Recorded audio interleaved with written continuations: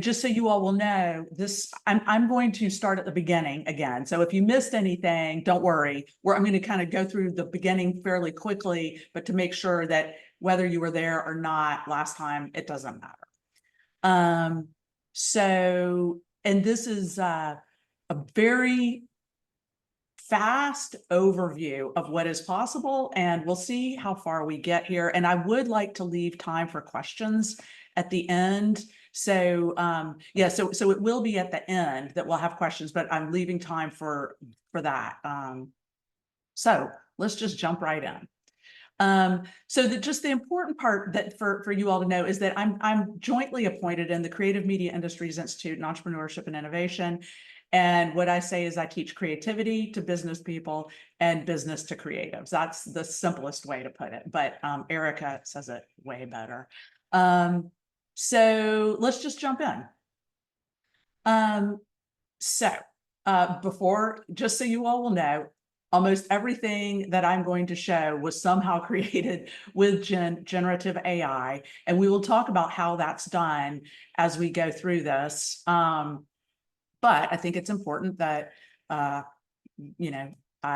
let you all know what was and was not created with the assistance, my co-intelligence of generative AI. Also, this space is massive, rapidly changing, going in a lot of different directions. It is really hard to even keep up. There's probably a bunch of things that you all know that I don't. And so that's why, I really want to have a conversation towards the end, because I know that many of you have been dabbling in this and have made your own discoveries. But what's really important to me is that you create your own relationship with generative AI. And you can only do that by experimenting and playing with these tools. So my goal is to jumpstart you into playing with these tools. Because really, when you get into the ethics, when you get into what is creativity, when you get into what is, being human, this is where you have to come in to play on that. I can't tell you how you feel about that. So the basics of what I'm going to do is talk very briefly about the state of generative AI, then touch on the stages of media creation. And then for as many stages as we have time for, I'm going to talk about the opportunities and benefits, the process, and then a few of the sort of issues and concerns. All right. So the state of generative AI. So as you all know, generative AI is transforming the creative industries, particularly in automating content creation. The thing is that content creation, meaning, and the tools that you use, whether it's Adobe Photoshop or Adobe Premiere, After Effects, Unreal Engine, Pro Tools, all of those have artificial intelligence automation behind the scenes. They have had that for decades. What's new about what's happening now is that now the generative AI has an interface that you get to play around with. So it's different than just straight up automation. And so that's a new thing. The advancements of the large language models, which you hear that term all the time, and then now image generation and video generation and audio generation makes it multimodal, meaning you can input and output various modes of media, meaning language, images, videos, audio. And again, like I said, staying up to date with this is really an arduous task, and it's good for you to find a way to keep your information fresh, because that's going to keep your tools fresh and your process fresh, and because we're in a new world where things change rapidly. So I'm not going to go deeply into this like I did last time, but the democratization of production is what this is doing right now. So distribution has been disrupted in the past 10 years. That's where we saw things go to streaming, and then we saw more streaming companies come out, and now YouTube is the largest watched streaming platform where anyone can upload their media. So now we're seeing production being disrupted. So instead of the big studios and high cost cameras and expensive actors, et cetera, that is what's being democratized now.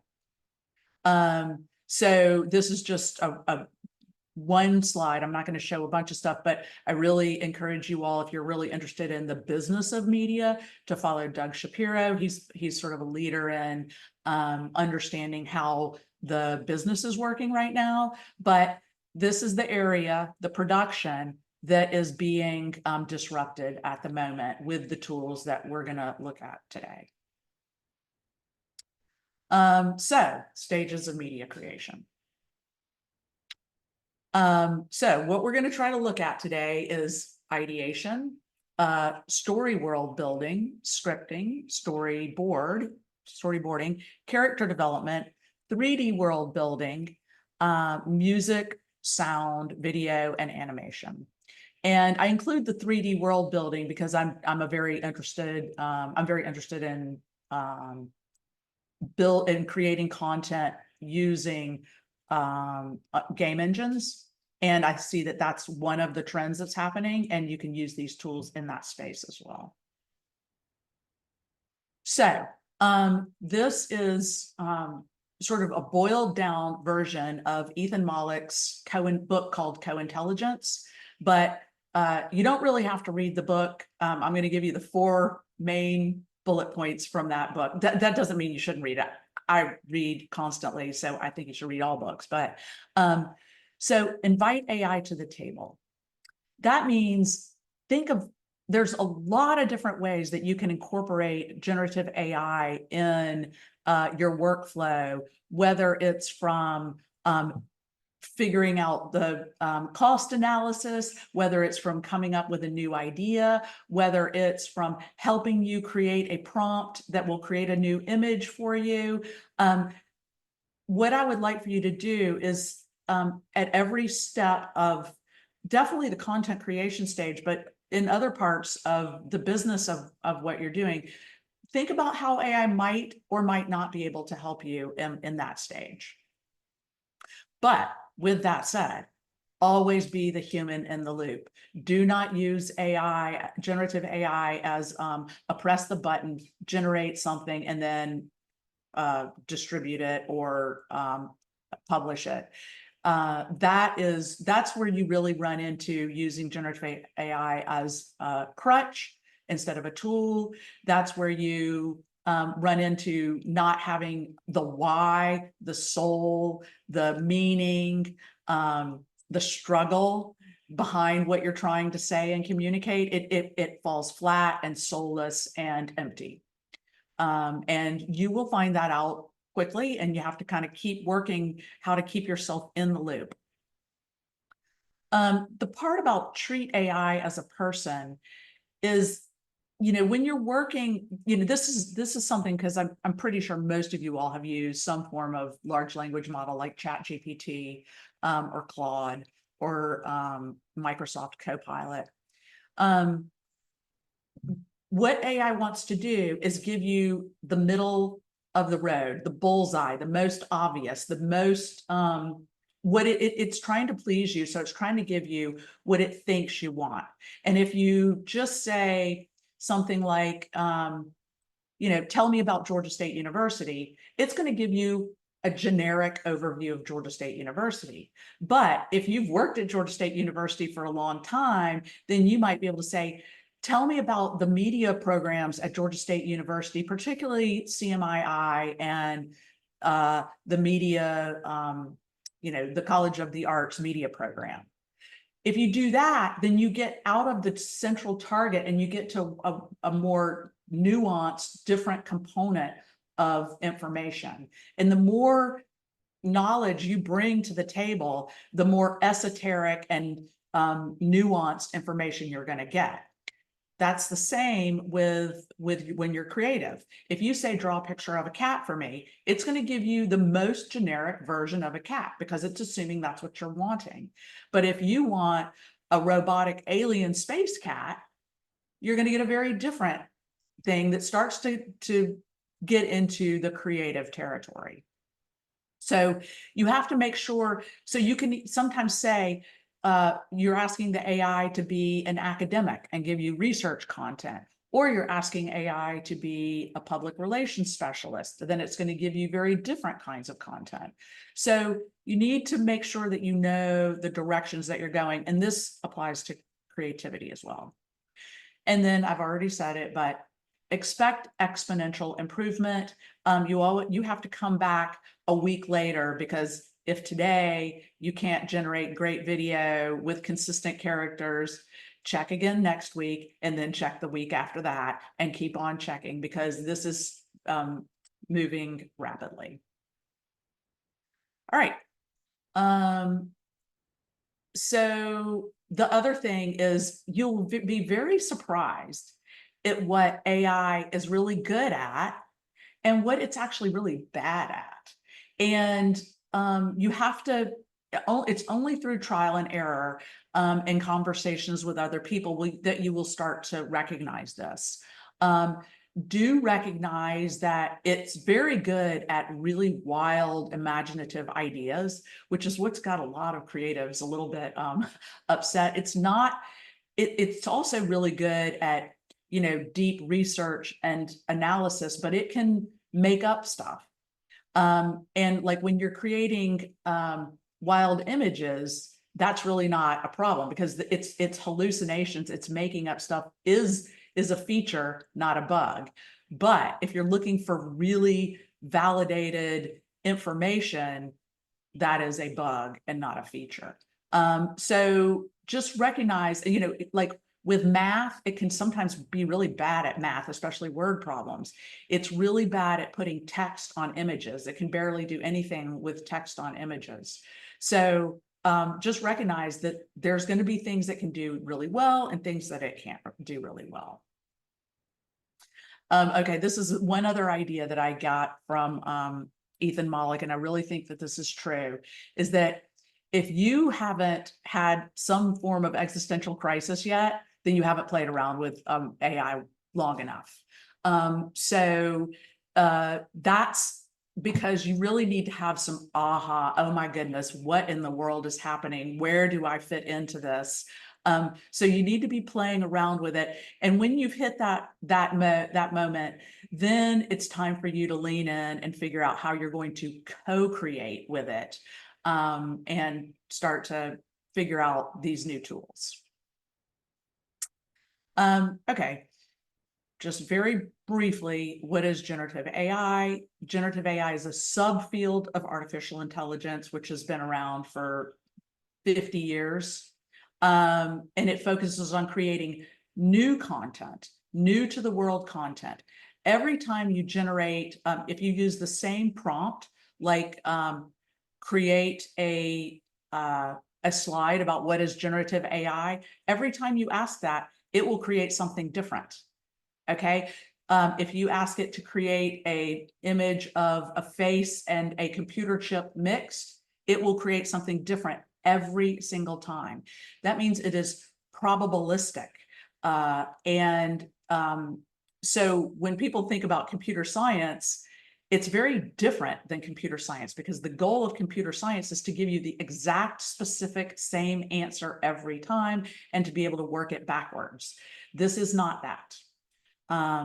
So that is, so everything that you create is new to the world, even though it was trained on things that existed in the world beforehand. And multimodal, which I already have explained, but I want to make sure you really understand this concept. So the tools that are free and available to, right now, almost everyone in the world that has access to a computer and the internet, these tools are multimodal, meaning you can say, create an image for me in ChatGPT, and it will generate an image for you. The main ChatGPT can't create videos yet, but the promise with Sora is that it will. But there's other specialized tools that will create that. Audio also isn't available to create with the most generic of the tools, but you can put videos in, you can put images in, you can put audio into ChatGPT or Claude 3.5, and it can analyze those images, analyze that video, analyze that audio. You can take your camera on your smartphone and use it live to feed in to ChatGPT. If you want to say, hey, I'm trying to fix this thing on my toilet and here this is falling apart, what do I do? And it will analyze it and give you feedback to that. The multimodal part is huge and important. And that's mostly what we're going to be talking about, because we're going to be talking about creating content. All right, so the benefits are efficiency, fast, creativity in some parts, personalization. It can, once you sort of start to tell it the things that you like, or the areas that you like, or the style that you like, you can get things to be personalized. So this slide was actually made more for people who are using it for education, but innovation, it's very good at saying, combine this really bizarre concept and this bizarre concept and give me a new to the world concept. So lots of benefits to generative AI. Drawbacks, hallucinations. That's what I was saying, is it can be inaccurate, completely false. Bias, because it is trained on the internet. It is trained on Reddit. It is trained on Twitter. So there's, and so when there are guardrails that are put on what you get out of some of these tools, not safe for work guardrails and things like that, but it is still, trained on us, and we are biased. The ability to create fake news or, deep fakes is super easy. Misuse, you can get it to generate, 50 web pages in, a minute, and that all say false things. So there's, and then job impact. But we're going to talk about jobs and look at some of that as we go through the creative content stuff. All right. And curation. So one of the things that I find happen a lot is that I'll give a workshop on how to use some of these tools, and people will try them and they'll be like, oh, this just doesn't work on this. Oh, this is bad. I tried this, it didn't work. You really have to use these tools multiple times, and you have to use the best. So if you're not using ChatGPT 4.0 or Claude 3.5 Opus, then you're not using the best LLMs, large language models, and you're using ones that aren't as well trained and trained on as large amount of content. So it's just like, whether you have a sharp or a dull knife, use the sharp knife. You can create really easily. So being constantly kind of editing and refining, and for content creators, editing is one of, if you're talking about 2D, linear media, editing is one of the top skills right now, because it's really about getting rid of content, because you can create so much of it, and selecting the right content. And again, be agile and adapt to doing things in a new way, maybe weekly, but definitely monthly. This is something I've already said before, but creativity needs a human in there. So be the human in the loop. None of this can happen without your creativity, without your combining of this idea and that idea, and then selecting that, and then figuring out how to express yourself through these tools. You are at the center of this. So do not be afraid of not being creative. Lean into being creative with these tools.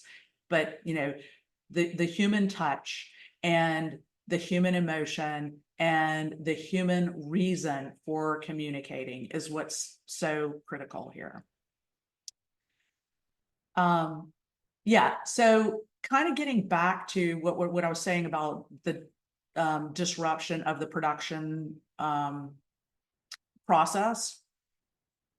And this is where it's actually really aligns with the business and entrepreneurial mindset and the creative mindset, which is decentralized creativity is basically you personally can get to a prototype of a full concept very quickly now. And that is amazing. And lean into that. It is, you know, if you've always had an idea, now you can get your ideas out more quickly. You can get feedback from your ideas quickly. You can get feedback through social media, and you can start to develop a group of people that are very interested in your ideas very quickly, because you have at your fingertips all of these tools to get started.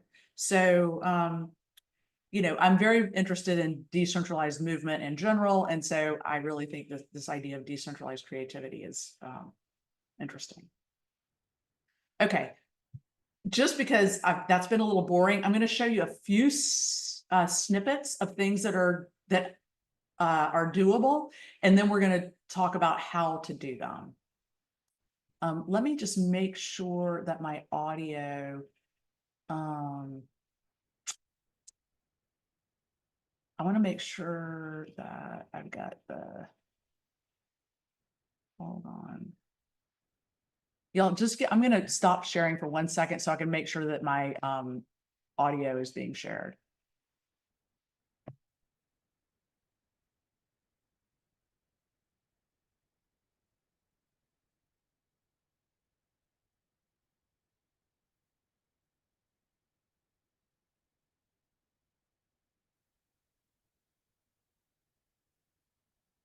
Okay.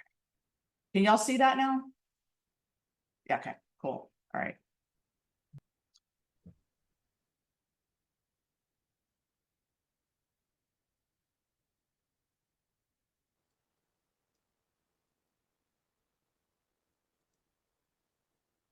It was never my intention to start a war.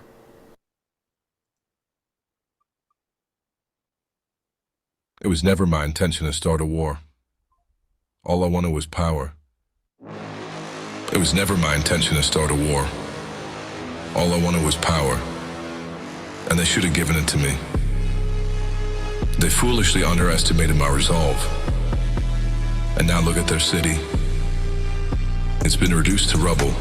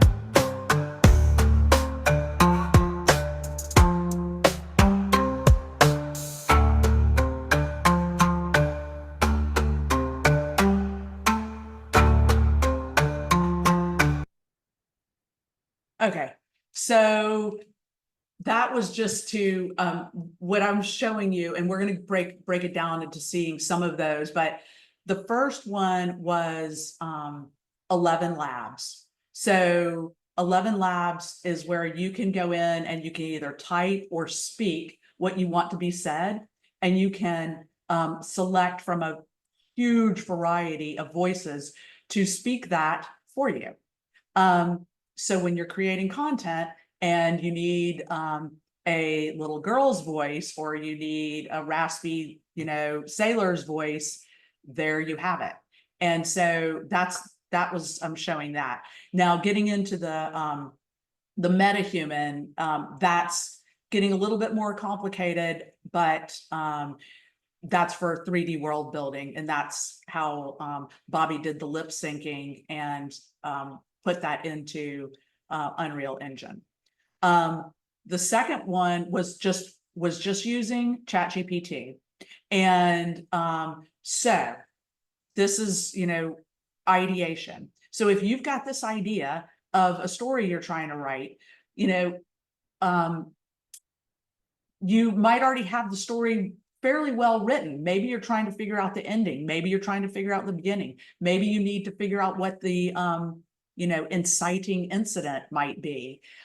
This is where you can begin a conversation with ChatGPT.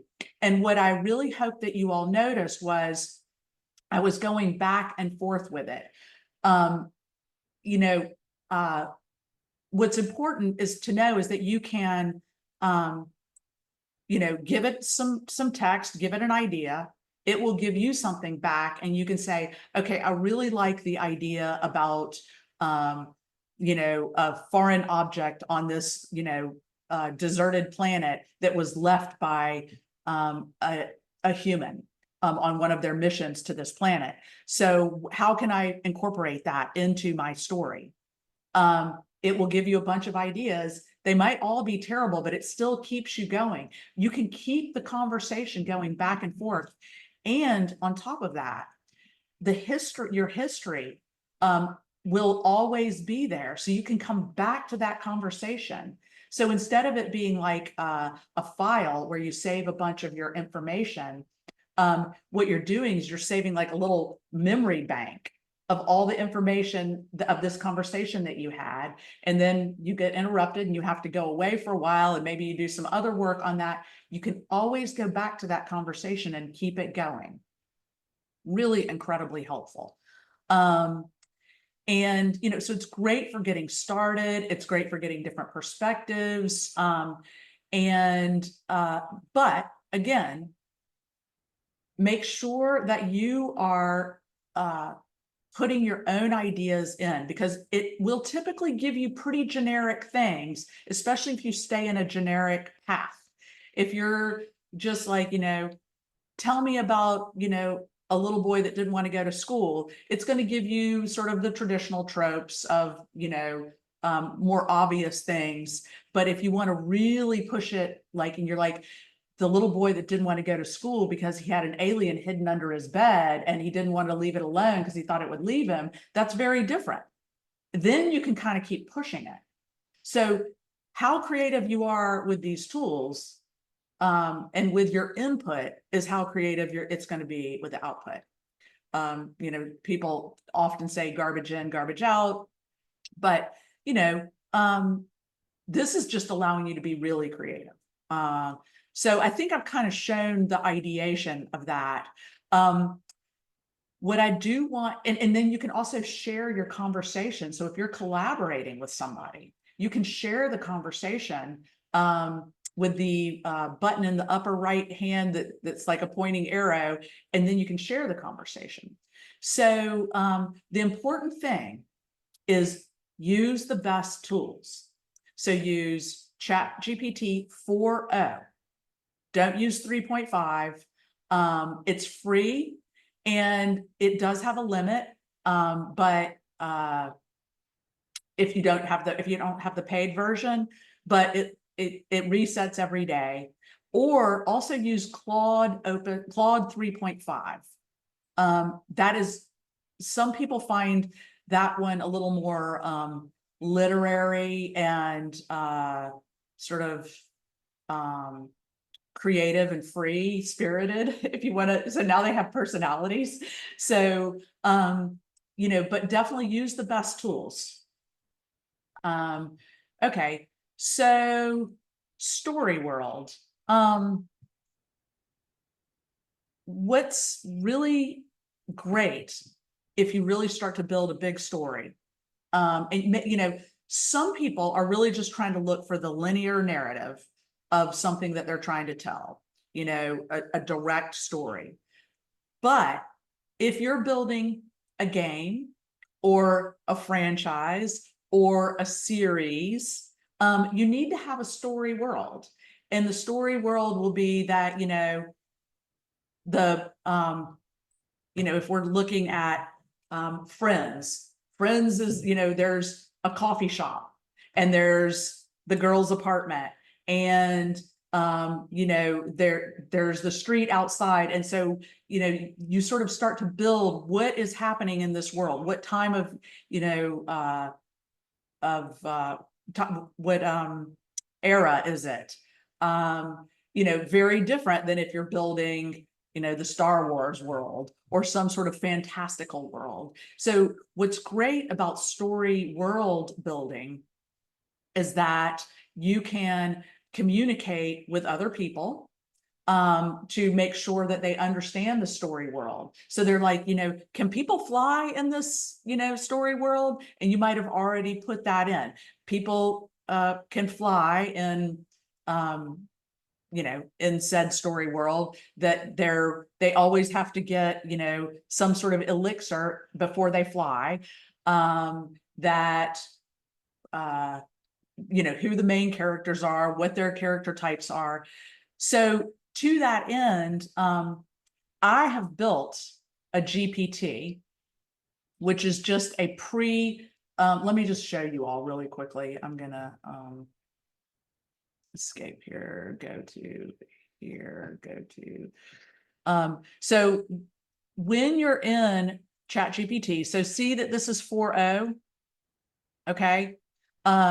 So these are what they call GPTs, which are pre-made prompts that people have sort of already created to help you all. And there's a ton of them. I have no idea. There's all kinds of ones that help you build stories, but this is the Story Bible Builder that I built. And you can go and use this GPT. Any of you all can go use this. You can also create your own GPTs. You can also create your own story world of a GPT. So if you have a pretty extensive story world and you're collaborating with other people, you can use this to build a specific story world. I think I have one. Let's see. Oh yeah. So here's a story that, so I've built a story world, the ASI, it's a artificial super intelligence from the planet Zala. And I have put this into, you know, already put all the content in. So now if I need to communicate with you, you can just come and click on this and read all about what my story world is. And at the beginning, you might have seen there were sort of some pre-made prompts, but I can be like, what does Ada look like?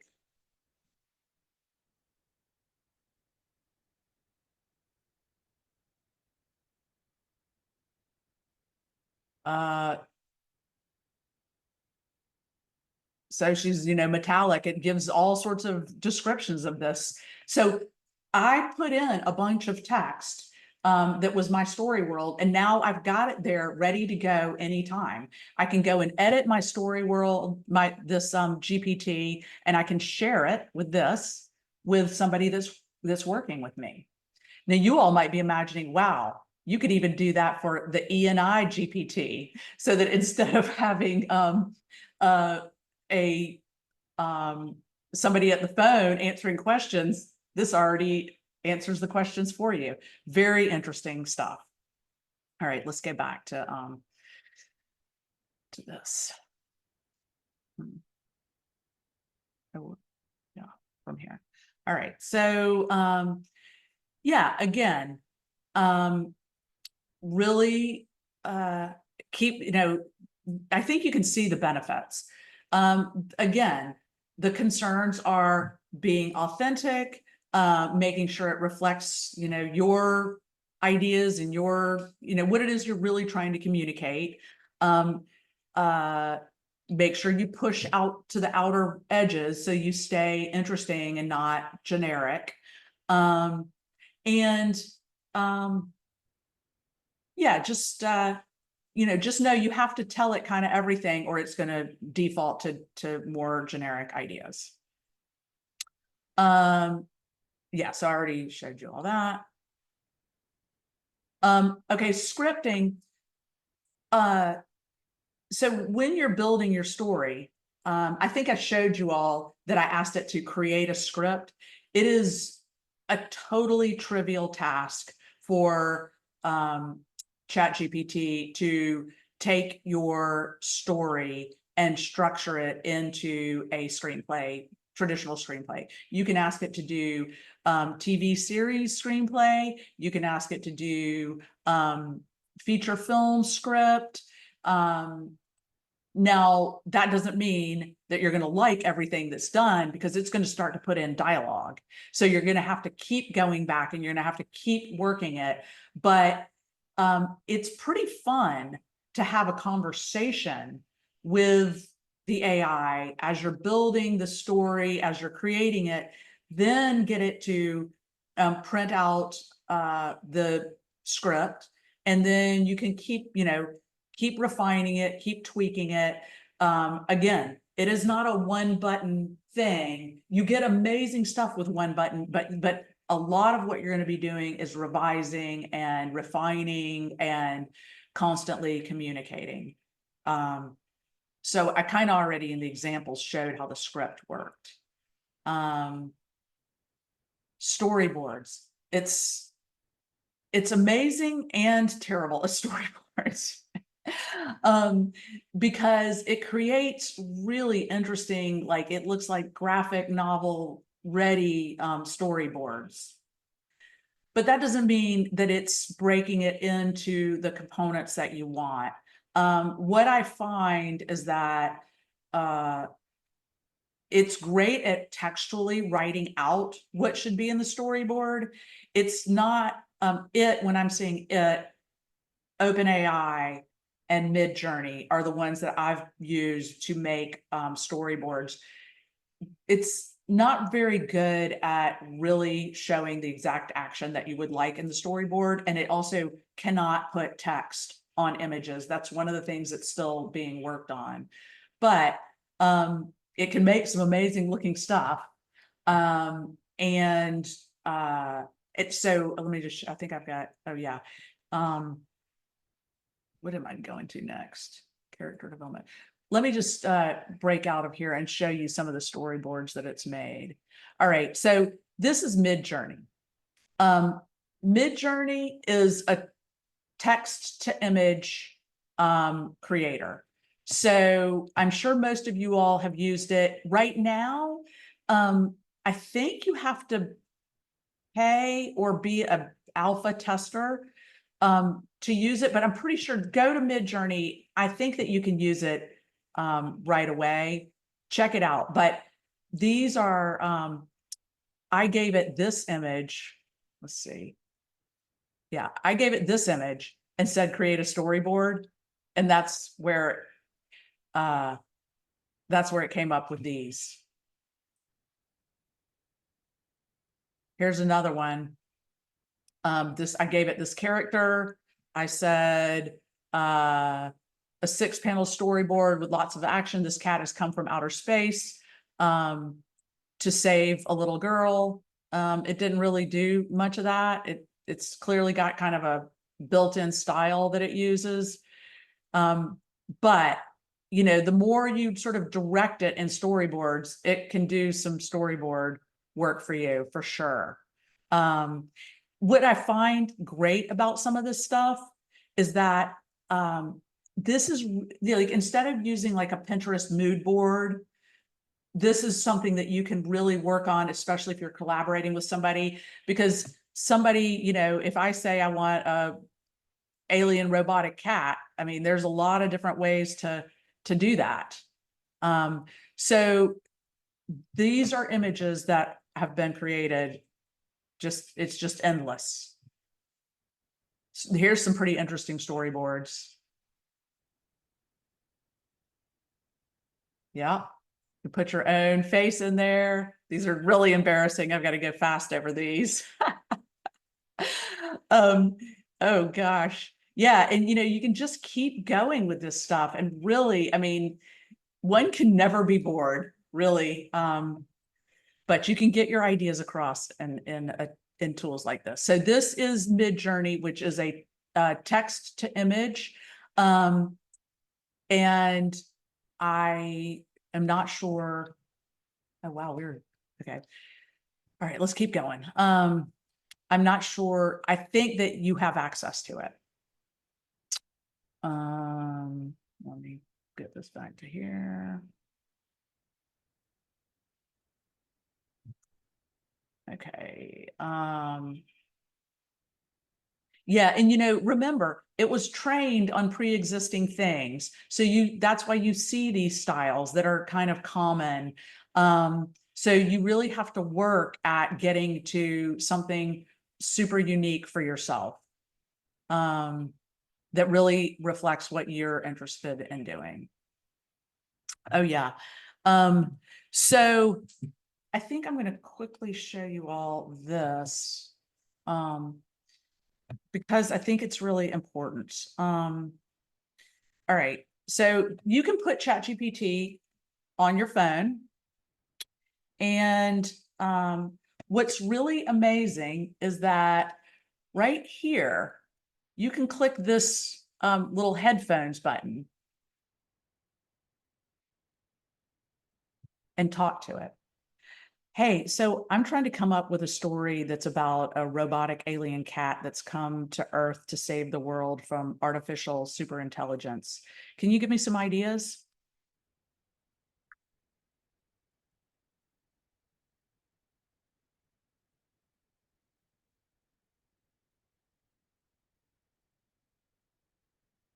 Okay, thinking. Well, this always happens to me when I try to get it to show. Let me try it again.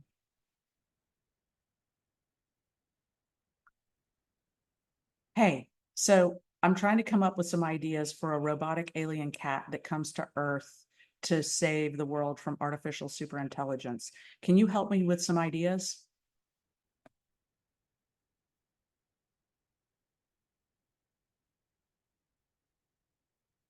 Okay, well, it's not working right now, which does happen.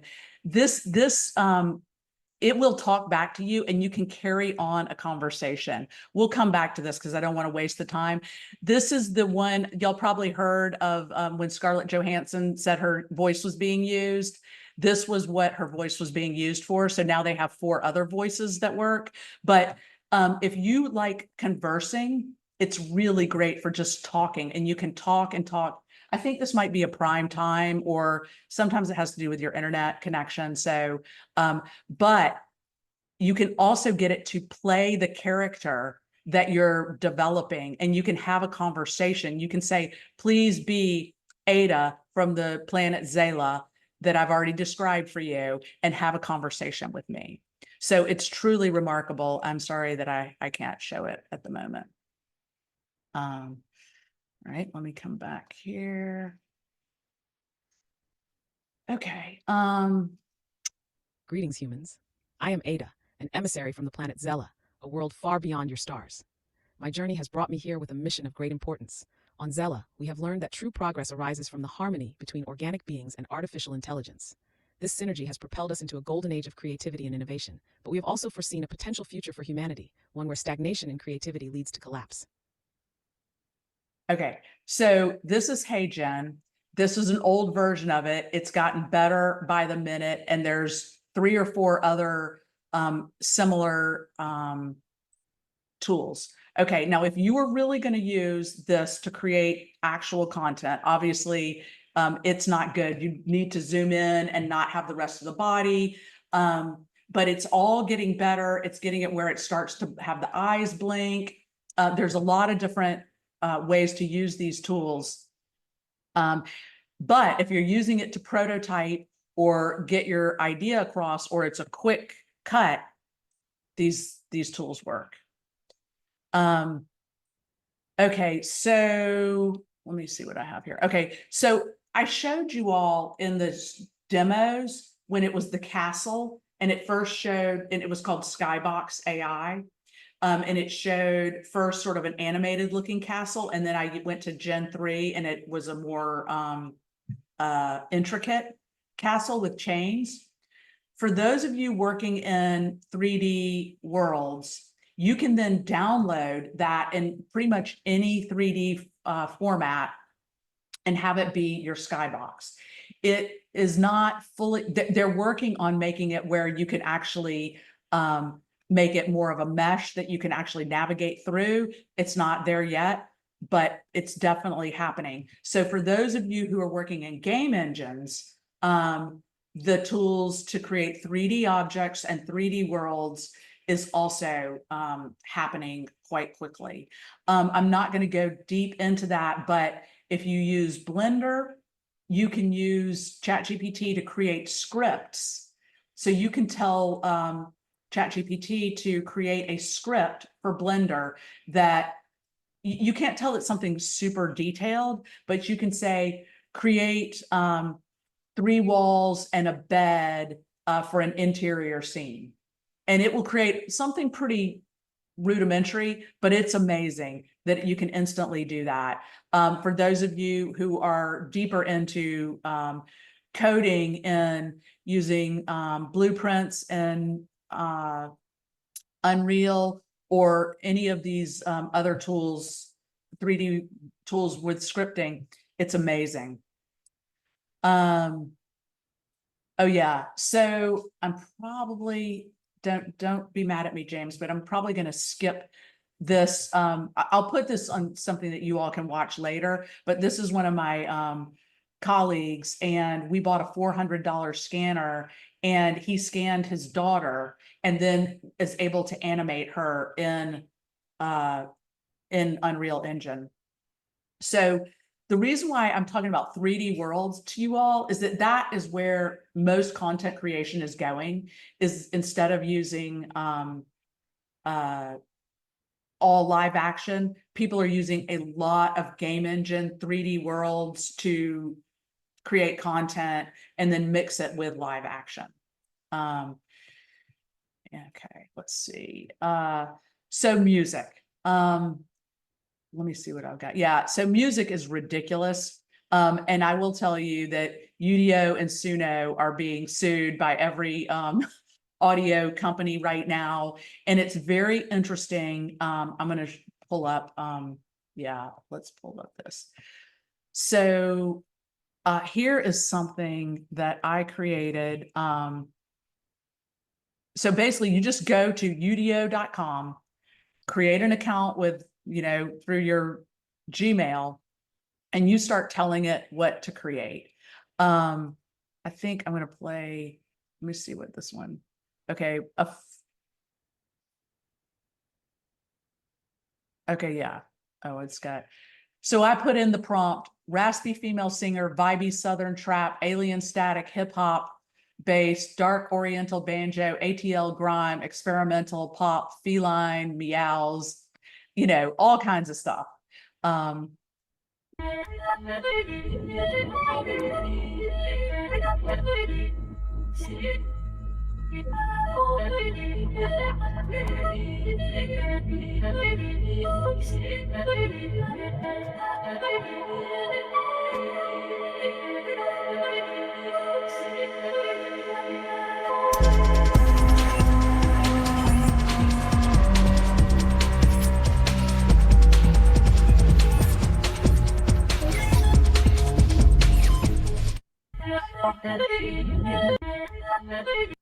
Okay. So it's ridiculous. The thing is, for me, that beginning part really captured what I was trying to do with how the sound might be with this, on this alien planet. But it gives you all kinds of choices. Okay, let me go. With ambient sound, from the stars I descended, a guardian unknown, with cosmic wisdom and a tale to unfold. Um,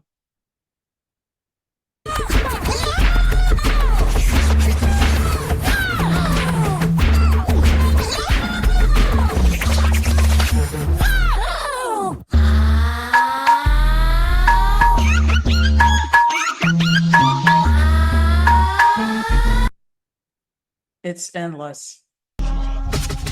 Elizabeth, are these copyright free since they were created from other music sources? Oh, you just stepped in a pile. Oh. We will discuss that. Okay. A lot of people just there's something, what's really interesting for everybody right now, the knowledge, whether you're looking up, the history of Abe Lincoln, to whether you're creating these images, to whether you're creating this audio, it's all trained on previous stuff. The problem is how we categorize all of this stuff. So will.i.am just wrote a pretty interesting piece on the idea of what is generated from the stuff that's being trained, the training models, as seeds. And he is a big advocate of saying these are seeds, and people are offering their seeds for other people to grow stuff. It's very easy for will.i.am because he's already famous and he's already got, made a living. And so I follow the 7 main IP lawsuits that are going on, from the New York Times suing OpenAI to Warner Brothers and all the main Sony, all suing both Suno and Udio, to the Sarah Silverman suing OpenAI and others because of books 3.txt. It's a big quagmire. It's very interesting. Every different company has a different take on all of this. So there's a non-answer. And it's very complicated. But it's happening, and you have to, right now they're saying, yes, you have copyright ability to use this for your work. And we can come back to that at the end for sure. Because we're close. Okay, so this is what I know a lot of people are really interested in. And this stuff, again, is quite amazing and quite stiff at the same time. I'm going to show some examples. But Luma AI, and this actually, that was released a month ago. Sora still hasn't come out publicly. Kling is really hard to get an account for. It's a Chinese company, but Kriya and Runway and Luma AI are amazing at creating some videos. But what you'll notice is that it's really hard to control. It's really hard to have a consistent character. And it does a lot of strange things. That's where we are now. And I'm excited to show you all a bunch of different ideas, different things. So that's just weird. Weird is easy. Weird is fun. And you can do a lot of weird stuff. Let's go to the next one.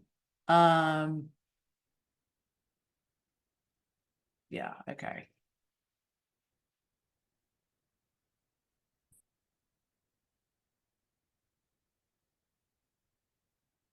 That's pretty good. The problem is If you want to keep using that character and keep showing that character doing different things, it's very difficult to do. And that's because it generates new to the world things. There are a lot of people working on this right now, and I anticipate that it will be different soon. But as of today, it's complicated. More just amazing looking storyboard stuff. Yeah, just more. Oh yeah, Mid-Journey. I just want to make sure y'all saw Mid-Journey, but we already saw that.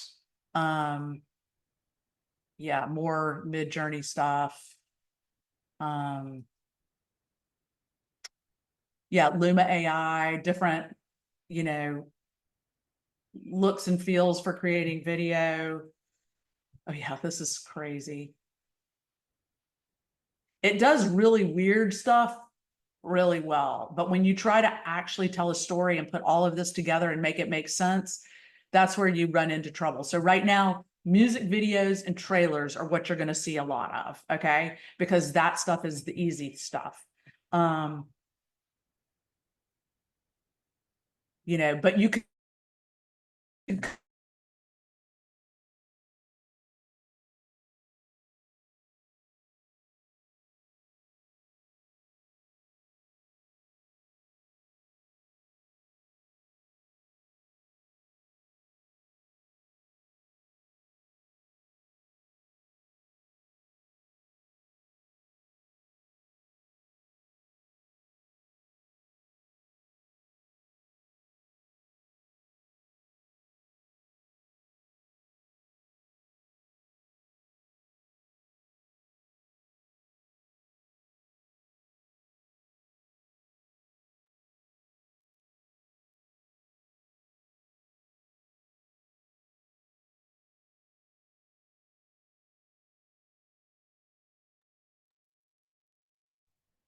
Hi everyone, we're not sure what happened, but we're waiting for Elizabeth to rejoin. I think she got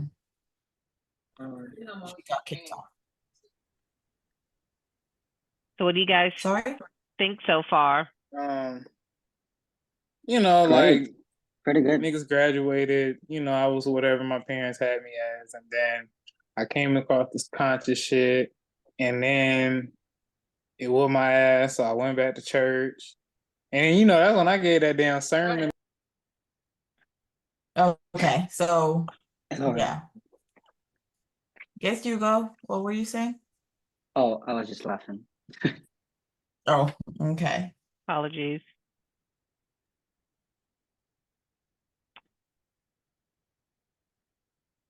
We Okay. got your questions.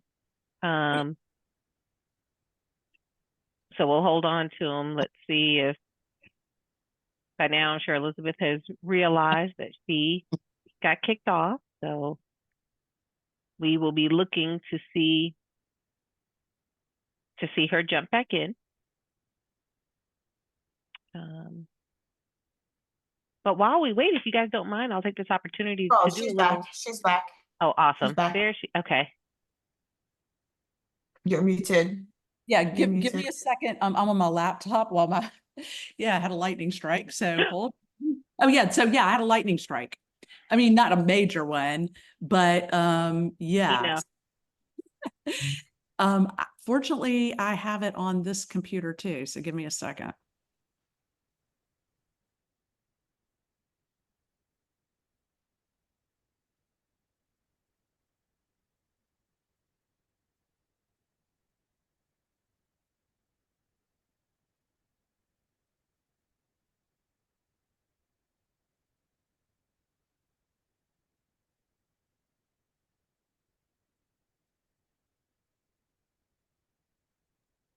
Y'all can talk, Erica, ask that IP while I go get this set up real quick and make sure I can share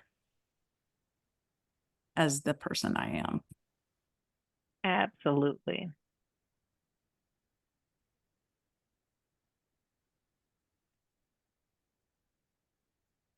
So did anyone have any questions? We had a couple. Ejike wanted to know early on, he was asking, can things be tied to DAL-E? I don't know if that's one you want to save for the end. It was particularly when she showed the story Bible builder, where she was describing the world, or I believe it was a character. And I wanted to know if it could be tied to DALL-E to get a visual idea of what her character would look like within her GPT.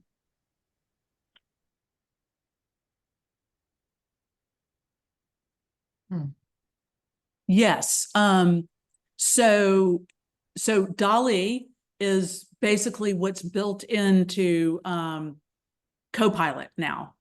So if you're in Copilot, which is Microsoft's Copilot, and you ask it to create an image, it will do that. But Copilot doesn't have GPTs the way that OpenAI does.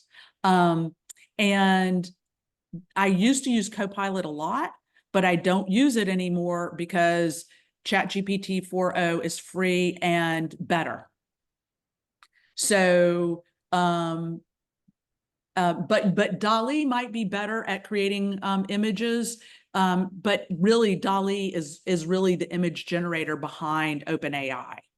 So really, yes, you could go into your story builder, Bible builder, and say, create an image for me. It just might not be DALL-E specific, if that makes sense. Cool. All right, let's see. Oh yeah, so I was here. This is the important stuff. Okay, so yeah. Let me, oh, he's trying to use on. Okay, well, I want to show you all some of these tools. All right, well, let me just finish this part, the code, and then we'll get into, I want to show you some of the video stuff. So again, you can use ChatGPT or Claude to create code for you. You can ask it to create the HTML for a website that does blah, blah, blah, blah, blah. Done. 2 seconds. Of course, you're probably going to need to edit it, but it's amazing. You can get a Python script done that will create an interactive interface to a body of knowledge that you've created instantly that can go on your website. It's really remarkable. For those of you who are building, content, again, scripts for Blender, help for doing blueprints and Unreal. And I know that might not mean stuff to some of you all, but I know it means stuff, something to some people. There's all kinds of ways to use this. Okay. And then for those of you who really want to get deep, and I highly encourage it. When you're running large language models or text to image content creation, you're running it on the cloud. A lot of times when you're putting your prompts in or the content that you're creating, it is, you're basically giving it back to the company and they're using that to train. And also it has guardrails on it. So if you go right now and ask ChatGPT to tell you how to make a bomb to blow up, your house, somebody else's house, it will tell you it's not going to do that. If you want to get into, any kind of weird content that has been deemed, illegal, not safe, not appropriate, whatever, there's guardrails on that. That really doesn't usually matter for most of us. I hope we're not all trying to do that kind of stuff, but you're also using the compute. You're also in line with other people. You can download these models and put them on your own computer and build your own interface using this program, called Comfy UI. It's a comfortable user interface. Most people don't really need to do this, but those of you who are really going to get deep into building your own style, building your own story worlds. It's really not that difficult to do. And I highly, especially if you're just this much technical, I highly recommend that you do that. Or look into it. And this is also where you hear the constant battle between open source and closed source. OpenAI, ChatGPT, and Claude, Anthropic's Claude, are closed source. Meta, Facebook has, been issuing large language models that are open source. Open source means you can download it onto your computer and you can use it and it means anyone in the world can use it. So it's very interesting because there's a lot of debates that are becoming actually quite political on open source versus closed source in the AI world. But if you want to do something on your own computer, then you can run it there. Okay, so let me just show you all. I think I have some of this stuff pulled up here. Where is it? Give me a second. I want to pull up.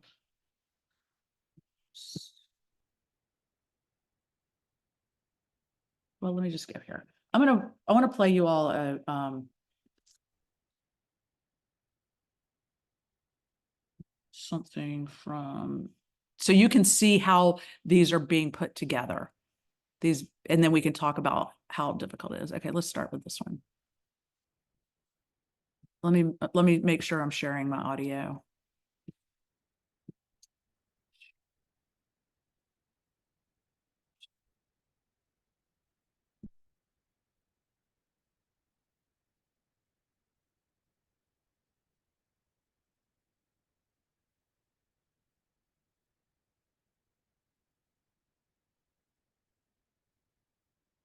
From brief to build.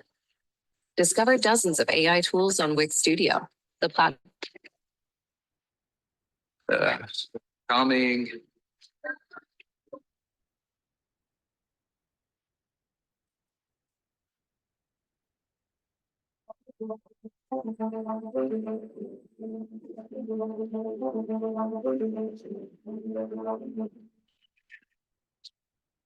Where's my hamburger?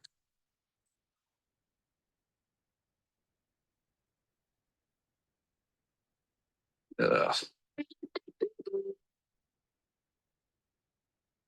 Okay. I think that's funny. Completely AI generated. So, what I want to show you all, and you can see, you can see that it is short snippets where they don't have to have consistent character. Now let's look at one that has been touted recently as a really good, let's see, let me go to my history. No, don't do that. Sorry, I'm on my laptop. It's harder to control. So, why you be wanting to join a crew? Is it for the gold, or do I smell another reason? I feel I'm doomed if I stay on land. Damned, you say? Oh, lad, let me tell you a story about being damned. 2 years ago, the Tempest set out from Lundy. It was a brutal fog on the sea that day. An hour into the watch, the lookout called prize. We ran her down like a shark. Her crew was a mangy lot. No fight in them. Since they didn't speak our tongue, they were no use to us for crew. So to the plank they went. 'Twas odd. They went without pleading. None spoke, save one. Strigoi. The boys set to plunder in the wine and grog, but the ship held no cargo, save for one thing. How I wish we'd thrown it overboard, but alas, as night fell, the horror began.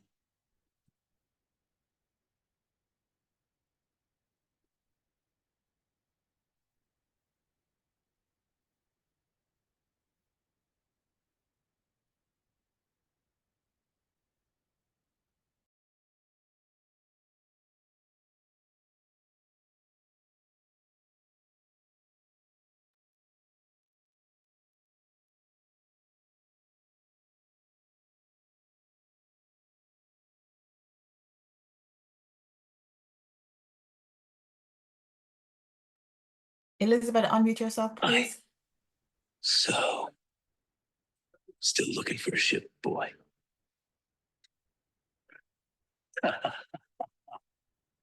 If you change your mind, lad, just ask for Captain Renfield.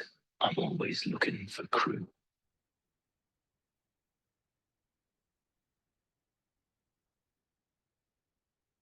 Okay, sorry. I guess I didn't have my audio, my system audio. All right, let me just stop sharing for a second. Okay, so I realize that it's 7:20 already, and I want to make sure that there's time for questions. So what I just showed you there was also all AI generated, and I think you can start to see the lip syncing isn't great. The consistency of character isn't really all there. They couldn't get the guy to jump off the plank, so they, so because I saw a making of kind of behind the scenes of this. So, but they're using all the same free tools that I've just shown you. They might have, most of the tools that we're talking about are freemium premium, meaning there's a free version, and then if you're going to continue to use it, or if you're going to use it a lot, then you typically have to pay, just like ChatGPT and Claude and all of those. There's a freemium and a premium version. So anyway, yeah, let's have 10 minutes of questions. Now the sun's out after lightning striking.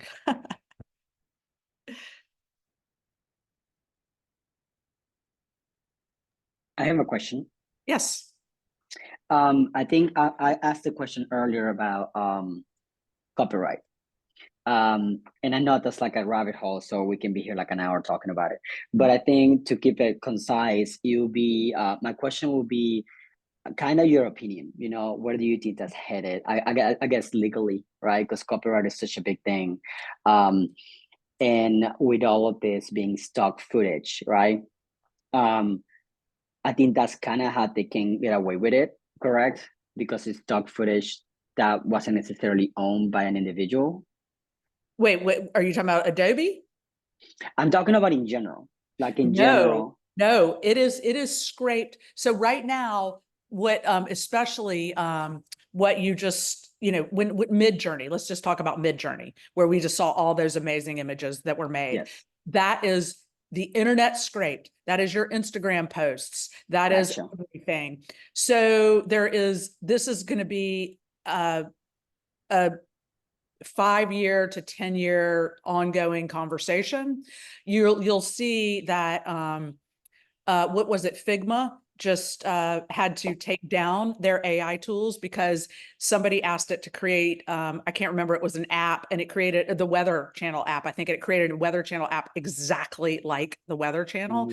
So if I were, so I'm gonna share with you all, I am following a guy named I can't remember his first name. His last name is Kazarthi, but he updates he follows all the lawsuits that are going on. There's 7 main lawsuits that, and he updates it. But right now it is, a myriad of questions, but each one of these tools tells you at this moment what your copyright capabilities are. Gotcha. Okay. So Adobe is sort of saying that they trained everything on content that they created or copy, Gotcha.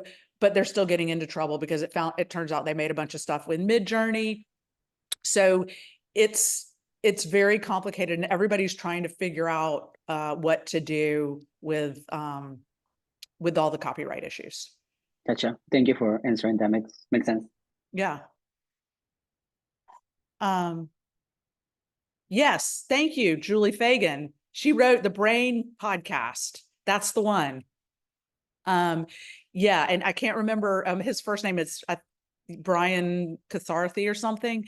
Anyway, follow that. It's fairly new, but it's great. He's the one that talks about seeds from will.i.am, and people like Bjork are giving out the stems. If you've ever used music and you've used stems before, they're claiming that stems One part, it's kind of like sampling. The way I look at it is sampling versus seeds. So like it's a recipe versus a slice of cake. So a sample is a slice of a cake that somebody's already made. That's a sample. A seed is the recipe. So that there's a lot of new language and a lot of new concepts around how all of this is being discovered. So I'm gonna Ejike, is that how I pronounce your name? Yeah, that is correct. Okay. So I wanted to know, in terms of just your experience so far with AI, in terms of the future of the gaming industry, how much do you see as AI has moved into more 3D world, how much do you see a possibility of there being an outer world build, which is like holograms, versus an inner world build, which is like meta universe? Oh, well, basically, if you're talking about whether we're going to use augmented reality or virtual reality, then I think that we're going to go more towards augmented reality eventually when we can get the headset right. Because I think, but that is, another. I mean, we're in the bleeding edge right now, you all, and so you all are here to solve the problems and create the content and figure these, that's what this next generation of content creators will be doing and dealing with. And the more you learn these tools and figure it all out, and I don't know, it depends on what you create, GK. If it's a really awesome headset experience, I still think headsets are arduous and hard to put on for long periods of time, or, and the holy grail would be some kind of glasses where you don't, where you can integrate with the real world, unless it's specialized. But games are just, games are the cultural collateral of the youth right now. And, I find AI to helping build 3D worlds and games and level design and interactivity and, non-player characters that have built-in AI, backstories. Incredible. So can't wait to see what you make. Other questions?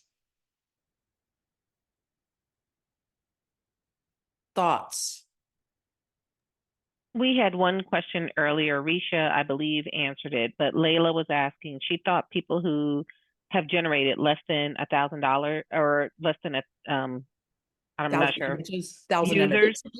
So sorry, if you generate, I was saying that I think with Midjourney, the only way you have access to the alpha website is if you generated 1,000 images or more. If that's not the case, then you still have to work within Discord. But I know that they're slowly but surely trying to allow people to access the let me turn on my camera, to access the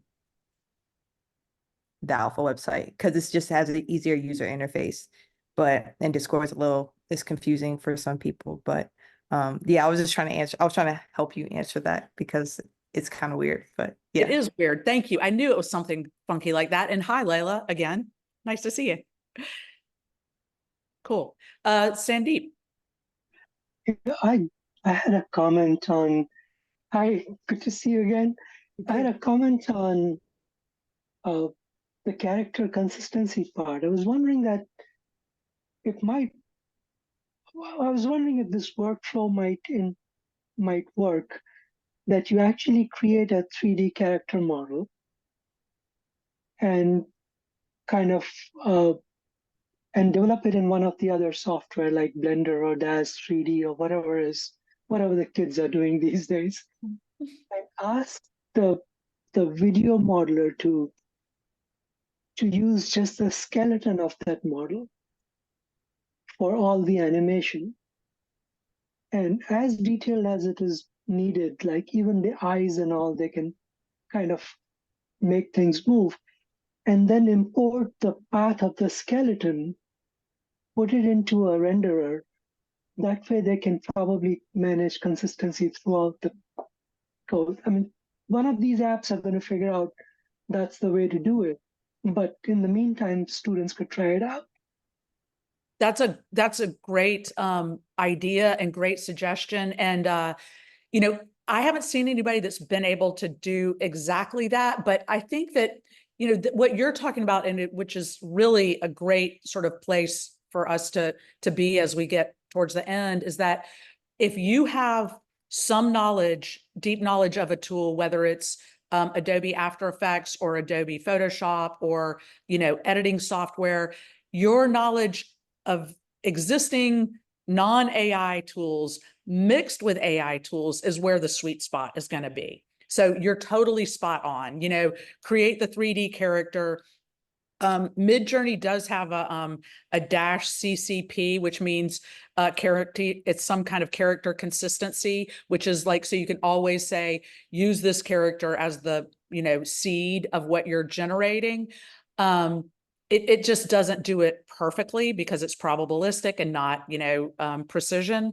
But yeah, I think that combo of using generative AI to create maybe, you know, some components of it, but then using traditional tools to finish things off is where the sweet spot is going to be. So great suggestion. And you know, to that, would he be able to take something like that and incorporate it in something like the Comfy UI, where now it's kind of pinned that that's the character that he wants to constantly use? Is that possible? yes, it is. You know, from what I understand, I have played with Comfy UI, but I have not generated a fully fleshed out animated, you know, character doing a bunch of different of the same, you know, actions. But I think that that's also going to be a place. Basically, what Comfy UI does is people come up with something like what Sandeep mentioned, which is basically like a little node, a module that you can then put into your, you know, workflow. And so, great, you know, observation there. Yeah. Okay. I have a question. Oh, go ahead, okay. Michaela. Yeah, I was just going to say Michaela had her hand up. Okay. Oh, thank you. Yeah. So Elizabeth, with your GPT story Bible builder, that's really cool, by the way. You're able to create your own GPT with this for your own story world. Like, for instance, let's say I have my own that I'm developing. I'm able to create like an individual one with your GPT and then ask it questions. Yeah, you don't need my GPT just sort of helps you kind of figure out what a story Bible needs. But then, but you could take your script and your character descriptions and even images of your characters and create your own GPT that is called, you know, Michaela's, you know, great story world, and build that whole thing yourself, and it's free. Okay, because I have a story world called Talencia, and it's actually like a sci fantasy cyberpunk world. So that's cool that you can actually label it, and then you said share it with other people as well. Okay. And I have another question about Expand. So I see that you have a studio coming soon. Can you tell us a little bit more about that? Oh, I just call it Expand Studio. It's just me, Elizabeth. Okay, because I see there's a website. But yeah, I'd be really interested to see what you have planned. Yeah. Well, cool. Stay, you know what? I'm redoing my website as we speak. And I will send out to you, all of you all, some follow-up links and stuff like that. So stay tuned. Let's take Zane's question, and then I think we should, you know, we're hitting our time. Thanks, Elizabeth. Thanks for the very fast hour and a half. That blew by. You make any recommendations like for like if you have people who have a good background in filmmaking or a good background in, say, basic multimedia, but are interested in learning more about this whole world of generative AI and applying these tools, like, can you recommend any good programs or ways to go about like learning it? I know it's mostly just, YouTube University, but what would you recommend? Well, yeah, I will put some links in there. I'm happy to give workshops, anytime you all need. And, I think we're going to start to see more of this stuff. It is a lot of trial and error and a lot of Reddit, and another thing that I have just discovered is so amazing.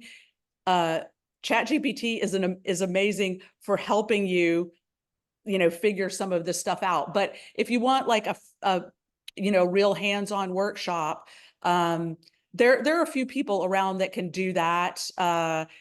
It's a lot of YouTube University. But I'm happy to help, and we can have a conversation afterwards if you want. Thanks a lot. Sure. And then, of course, Elizabeth, thank you, Zane, for bringing that up, because that brings us to something that we wanted to end with. I'm so glad that you asked, Zane, and thank you so much for joining us this evening. But yes, if you are interested in learning more, you've got it. If not, Elizabeth, I've got it up. No. Oh, okay. Here. Wait. I've got it up. You've got it up. Will you I've got it up. Okay. Let me stop sharing. No worries. Sorry, would like to let everyone know that, yes, of course, we are Georgia State University, and would love to take this opportunity to plug our graduate certificate programs. So we have graduate certificate programs, one in our artificial intelligence business innovation that Elizabeth teaches. How many of the classes do you teach for that graduate certificate, Elizabeth? I just teach one, the Innovation Studio. This is a good, quick way to dial in a lot deeper on AI. It's 4 classes, super easy. Please feel free to scan the QR code. The deadline for spring 2025 is August 19th. We found that out today. They will be taking applications through August 19th. If you were interested in getting back in the classroom with Elizabeth and having her for an entire semester to learn all about AI, definitely wanted to give a free plug to our graduate certificate program. But in addition to our certificate programs, we also have other programming coming up through the summer, because the hustle never stops. We have a few more business targeted programs that are coming up in July as well as August. Tax planning is next week, not nearly as exciting or fun as AI, but we have a tax planning and compliance coming up next Tuesday. Raising capital, that might be of interest to everyone on this call. If you are planning to produce your own project and need to raise capital, we have that presentation on July 30th, 6 to 7:30. And then we wrap up our summer series with a crash course on contracts and customer agreements, also incredibly important in the world of creative. So we invite you, we will go ahead and put our link in the chat so that you can copy it and or just point your camera at the screen for that fancy QR code to stay on top of all of our events. So again, we mentioned the graduate certificates, but most importantly, we would be remiss if we didn't invite you to follow us on social media. Our marketing director, Denise, does a phenomenal job pushing out all of our events. Many of you, I'm sure, those that attended the event in June were notified directly. Everyone else, you probably found about this event on social media. Follow us, all things ENI GSU. Follow us on IG and stay abreast of all of our upcoming programs and workshops. And we invite you to join us for the rest of our summer series. So I wanted to go ahead and make sure we gave that free plug, since Zane, you teed that right up for us, and I thank you for it.